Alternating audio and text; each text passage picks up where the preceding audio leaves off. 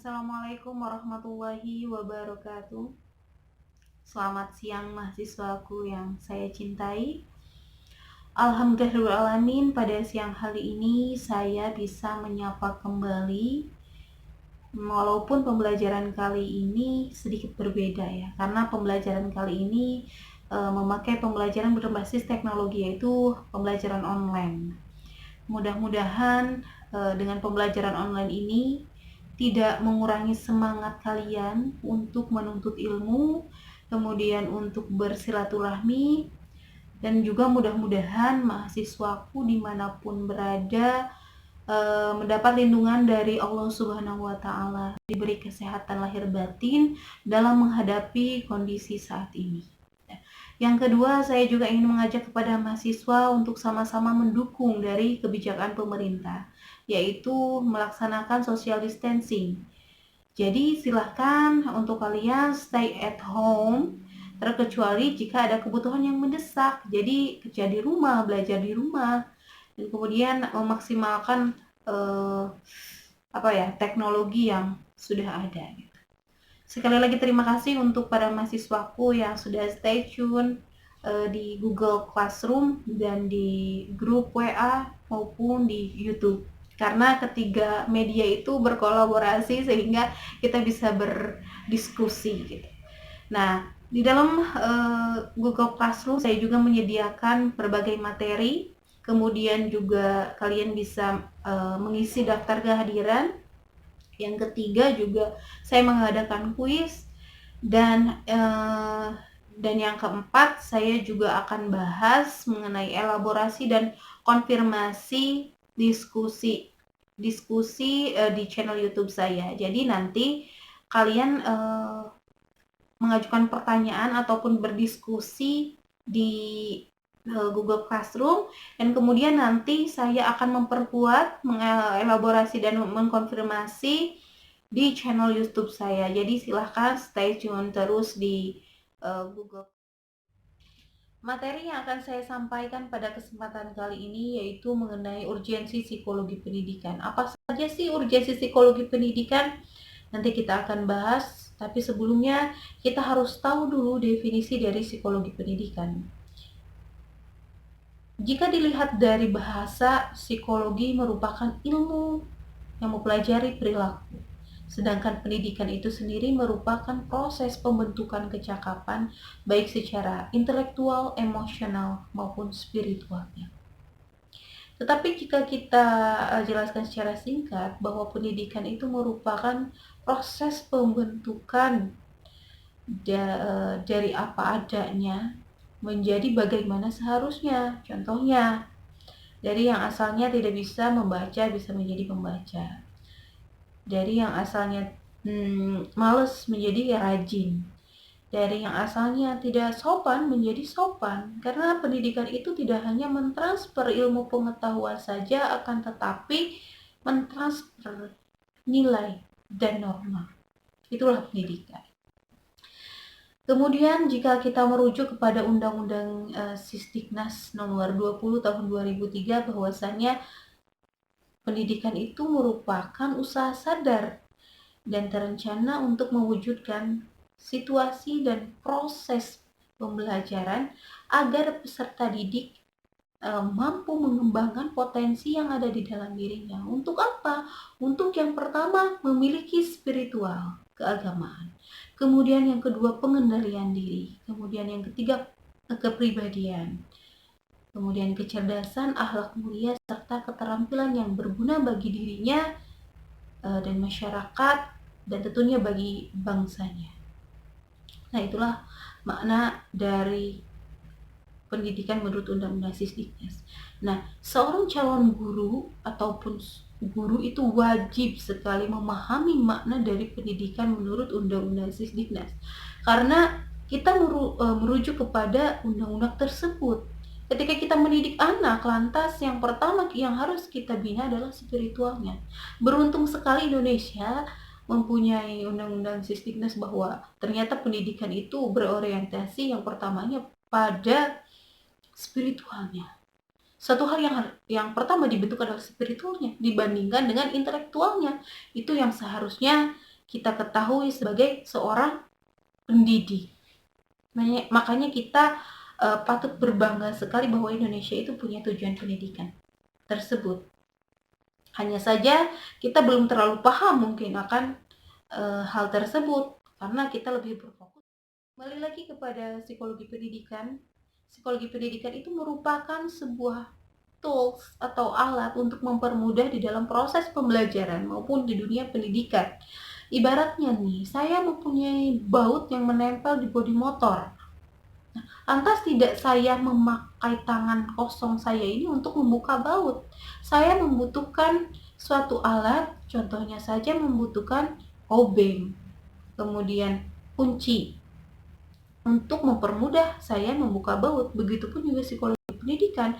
Psikologi pendidikan membekali para calon guru ataupun guru untuk dapat memahami karakteristik peserta didik. Karena ruang lingkup dari psikologi pendidikan itu ada 3 hal. Yang pertama ada pebelajar. Siapa itu pebelajar? Yakni peserta didik yang akan kita ajar atau kita didik. Kenapa kok kita harus mempelajari peserta didik kita? Ya memang iya. Karena untuk melihat karakteristik kita harus mendalami dulu, kita harus mengetahui, kita harus mengenal, kita harus mengenal lebih dalam tentang siapa yang akan kita didik ini, siapa yang akan kita ajar ini. Itulah peserta didik. Apanya nih yang dilihat? Yang pertama adalah potensinya. Yang kedua, dari sisi potensi yaitu minatnya.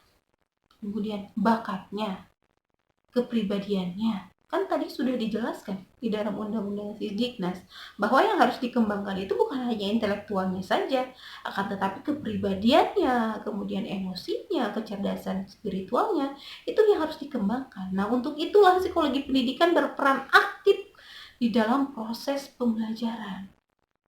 Maka tidak heran mata kuliah psikologi pendidikan itu menjadi mata kuliah dasar keprofesian. Karena yang berprofesi sebagai guru harus menguasai ilmu psikologi pendidikan.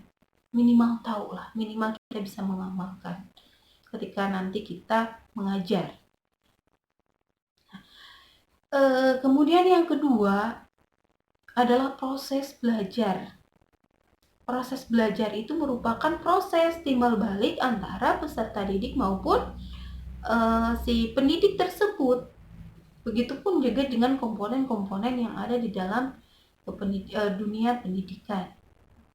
Nah, prosesnya itu bisa meliputi metode pembelajaran.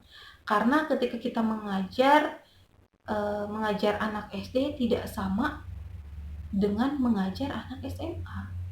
Makanya metodenya itu harus relevan dengan sisi perkembangannya. Seperti itu. Nah, yang terakhir adalah situasi belajar. Situasi belajar ini saling berkaitan erat dengan proses belajar, karena di dalam situasi belajar kita harus menciptakan situasi pembelajaran yang kondusif, yang efektif. Dengan cara apa? Contohnya dengan cara kita mengetahui cara belajar anak. Kemudian yang kedua, mengatur pengelolaan iklim di kelas supaya lebih hangat, kemudian supaya lebih siswanya itu lebih bersemangat. Maka kita akan mengatur iklim di kelas bagaimana supaya lebih hangat. Nah, itulah 3 komponen yang harus dipunyai di dalam psikologi pendidikan. Lingkup psikologi pendidikan itu ada 3. Yang pertama ada pebelajar. Siapa itu pebelajar? Pebelajar itu merupakan peserta didik yang akan kita ajar atau kita didik. Apa saja sih yang kita pelajari dari siswa itu? Apakah penampilannya? Betul sekali. Dari sisi lahiriahnya maupun batiniahnya. Kalau sisi lahiriahnya, perilakunya. Kemudian juga penampilannya, karena penampilan itu mencerminkan dari kepribadian. Kemudian apa sih yang tidak terlihat? Proses-proses mental yang tidak terlihat. Yang pertama adalah emosinya, perkembangan emosi. Kemudian perkembangan sosialnya. Kemudian ada lagi motivasinya, minatnya, dan bakatnya. Tentunya yang berhubungan dengan potensi yang ada di dalam peserta didik. Karena tidak semua peserta didik itu memiliki potensi yang sama. Ada yang memang lebih menyukai bidang musik contohnya. Ada juga yang memang menyukai bidang sastra. Ada juga yang menyukai bidang eksak dan lain sebagainya.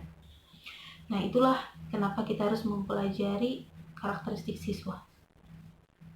Kemudian yang kedua ada lagi namanya proses belajar. Jadi psikologi pendidikan itu membahas bagaimana sih proses belajar.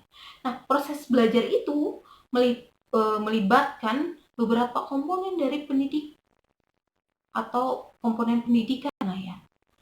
Yang pertama berhubungan atau berkaitan erat dengan kegiatan belajar mengajar antara guru dan peserta didik. Dalam hal ini, saya kasih contoh adalah metode pembelajaran.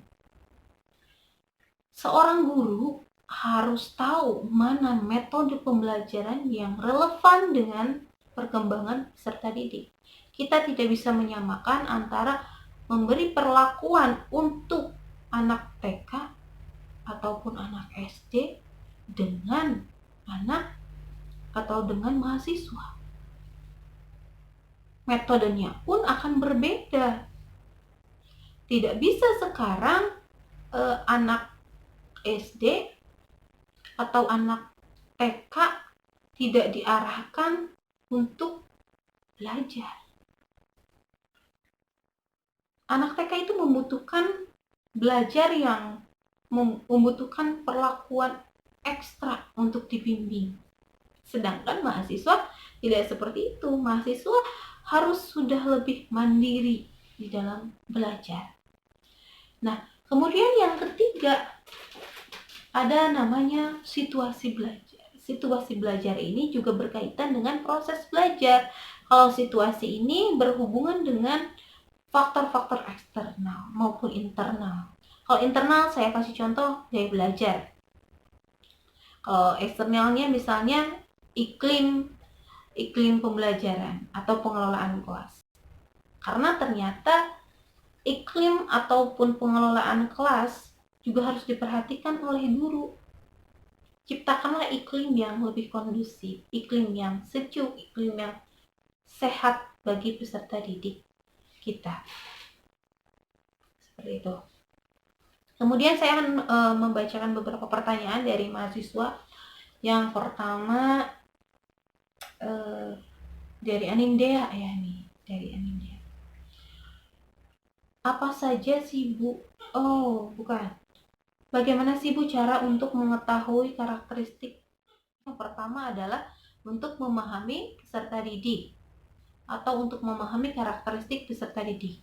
Yang kedua, kita bisa mempengaruhi perkembangan peserta didiknya. Yang ketiga, memudahkan kita di dalam mengajar. Yang keempat,